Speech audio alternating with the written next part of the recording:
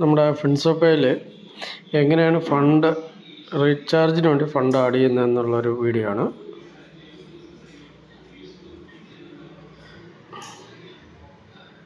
നമ്മൾ ആദ്യം ചെയ്യേണ്ടത് നമ്മുടെ ഐ ഡി ഓപ്പൺ ആക്കുക. ഓക്കെ, ഇപ്പോൾ എൻ്റെ ഐ ഡി ഓപ്പണാണ്. അതിൽ നമ്മൾ റീചാർജ് റിക്വസ്റ്റ് എന്നുള്ളതിൽ ടച്ച് ചെയ്യുക. അപ്പോൾ അവിടെ ഇത് ഇങ്ങനെ വരും. അവിടെ ഫസ്റ്റ് ഓൺലൈൻ മാനുവലും ഉണ്ട്, ഓൺലൈനും ഉണ്ട്. അതിൽ ഓൺലൈൻ കൊടുത്തു കഴിഞ്ഞാൽ നമുക്ക് പണി കുറവാണ്. അത് കഴിഞ്ഞ് നമ്മൾ എത്രയാണ് ആഡ് ചെയ്യണമെന്നുള്ള സെലക്ട് ചെയ്യുക. ഞാനിപ്പോൾ 200 ആഡ് ചെയ്യണം. അത് സെലക്ട് ചെയ്തു. ഇവിടെ ഒരു ചെറിയൊരു സ്ക്വയർ കിടപ്പുണ്ട്, അതിൽ ടിക്ക് കൊടുക്കുക. അത് കഴിഞ്ഞ് സബ്മിറ്റ് കൊടുക്കുക. അപ്പോൾ ഒരു QR കോഡ് ഓപ്പണായി വരും. ഈ QR കോഡ് നമ്മൾ സ്ക്രീൻഷോട്ട് എടുക്കുക. ഓക്കെ, സ്ക്രീൻഷോട്ട് എടുത്തു കഴിഞ്ഞിട്ട് നേരെ നമ്മൾ GPayയിലേക്ക് പോവുക. GPay പോയിട്ട് അവിടെ സ്കാനർ ഓപ്പൺ ആക്കുക. അവിടെ ഗാലറി അപ്ലോഡ് ചെയ്യാനുള്ള ഗാലറിയിൽ ടച്ച് ചെയ്യുക. അപ്പോൾ നമ്മളിപ്പോൾ ഇവിടെ സ്ക്രീൻഷോട്ട് എടുത്ത സാധനം ഇവിടെ കിടപ്പുണ്ട്, അത് നമ്മൾ സെലക്ട് ചെയ്യുക. അപ്പോൾ നമുക്കവിടെ ഫിൻസോ ടെക്നോളജീസ് അതിൻ്റെ അത് വരും.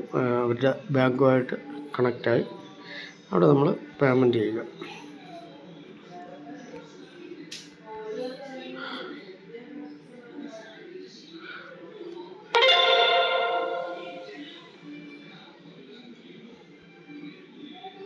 പേയ്മെൻറ്റ് ചെയ്ത് കഴിഞ്ഞാൽ പിന്നെ നേരെ നമ്മൾ ആപ്പിൽ തന്നെ വരിക.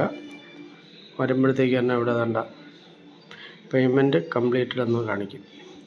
ഇവിടെ നമ്മൾ ഒന്ന് ബാക്കിറങ്ങുക. ഓക്കെ,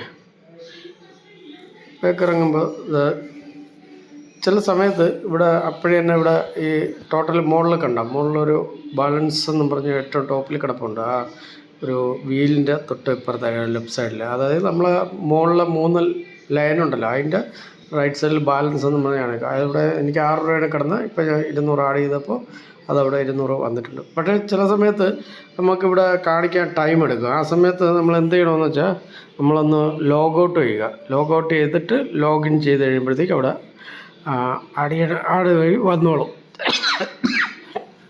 നമ്മൾ ആ പേയ്മെൻറ്റ് സക്സസ്ഫുൾ എന്ന് കാണിച്ചു കഴിഞ്ഞാൽ പിന്നെ ടെൻഷൻ വേണ്ട. നമ്മളൊന്ന് വന്നില്ല, ആഡ് ആയിട്ടില്ല എന്നുണ്ടെങ്കിൽ നേരെ ഒന്ന് ലോഗൗട്ട് ചെയ്ത് ലോഗിൻ ചെയ്യുമ്പോഴത്തേക്ക് അത് അവിടെ ആഡായിട്ട് കാണിക്കും. ഓക്കെ, ഇത്രയേ ഉള്ളൂ ഇതിൽ നമുക്ക് റീചാർജിന് ഫണ്ട് ആഡ് ചെയ്യാനുള്ള. ഇനി നമുക്ക് റീചാർജ് ചെയ്യാനായിട്ട് ഞാനിപ്പോൾ ഇലക്ട്രിസിറ്റി ബില്ലാണ് റീചാർജ് ചെയ്യാനായിട്ട് ഫണ്ട് ആഡ് ചെയ്ത് ഇതിലിനി ഓക്കെ, ഞാൻ ഇപ്പോൾ രണ്ടാമത് ഞാനൊരു 200 കൂടെ ആഡ് ചെയ്തു. അതായത് എനിക്ക് 318 രൂപ കറണ്ട് ബില്ല് അടയ്ക്കാനുണ്ട്. അപ്പോൾ 200 പോരാ, 318-ന് 200 പിന്നെ ഒരു 200 രൂപ കൂടെ ഞാൻ ആഡ് ചെയ്തു രണ്ടാമത്. അതിപ്പോൾ ഇവിടെ കാണിക്കുന്നില്ല കേട്ടോ. അതിന് നമ്മൾ ലോഗൗട്ട് കൊടുക്കുക. ഓക്കെ, ലോഗൗട്ട് കൊടുത്തു. അത് കഴിഞ്ഞ് വീണ്ടും ഒന്ന് ലോഗിൻ ചെയ്യാം. കണ്ടോ, ലോഗിൻ ചെയ്ത് കഴിഞ്ഞപ്പോൾ ആ മുകളിലത്തെ 3 ലൈനിൻ്റെ ആ ബാലൻസ് ഒന്ന് കാണിക്കുന്നുണ്ടോ. അതിൻ്റെ റൈറ്റ് സൈഡിലായിട്ട് ബാലൻസ് 406 വന്നു. ഇത്രയേ ഉള്ളൂ. ഇങ്ങനെ ഒന്ന് ലോഗൗട്ട് ചെയ്തിട്ട് ലോഗിൻ ചെയ്ത് കഴിഞ്ഞാൽ അതവിടെ നമ്മൾ ആഡ് ചെയ്ത ഫണ്ട് അവിടെ അപ്പോഴും തന്നെ കാണിച്ചോളും. ഓക്കെ, ഇനി ഇത് റീചാർജ്, അതായത് കറണ്ട് ബില്ല് ഇലക്ട്രിസിറ്റി ബില്ലാണ് അടയ്ക്കാനുള്ളത്. നമ്മൾ സെർച്ച് സ്റ്റേറ്റ്,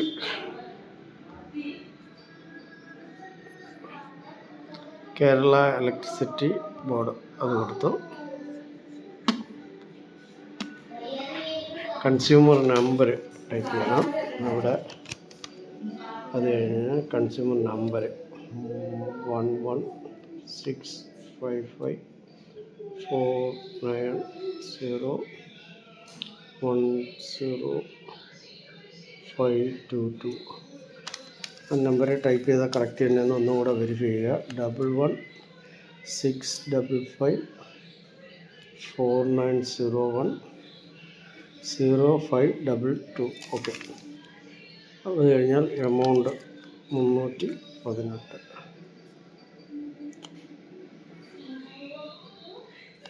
കിട്ടും. അത് കഴിഞ്ഞ് ഇവിടെ എമൗണ്ടിൻ്റെ അവിടെ നമ്മളവിടെ ടച്ച് ചെയ്യുമ്പം തന്നെ കറക്റ്റ് എമൗണ്ട് എത്രയെന്നുള്ള അവിടെ കാണിക്കും.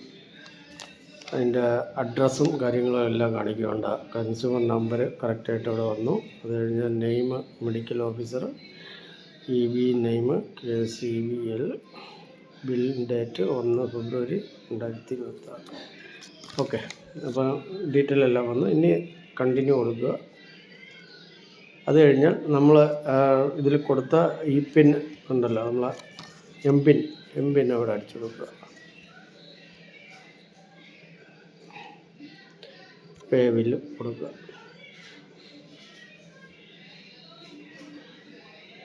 ഓക്കെ, പേ ബില്ലായി. ഇനി ഇതിൽ നമുക്ക് എത്ര ഇത് ക്യാഷ് ബാക്ക് കിട്ടിയെന്നുള്ളത് നമ്മുടെ ഫ്രണ്ട് വ്യൂവിൽ കയറി നോക്കിയാലേ നമുക്കറിയത്തുള്ളൂ. ഡൺ കൊടുക്കുക. ഓക്കെ, 146 രൂപ 0.06 പൈസ ഇപ്പോൾ ബാലൻസ് ആയിട്ടുണ്ട്. ഇതിൻ്റെ 134 35 മറ്റോ ഉണ്ടായിരുന്നുള്ളൂ. ഇത്ര ആയിട്ടുണ്ട്. ഓക്കെ.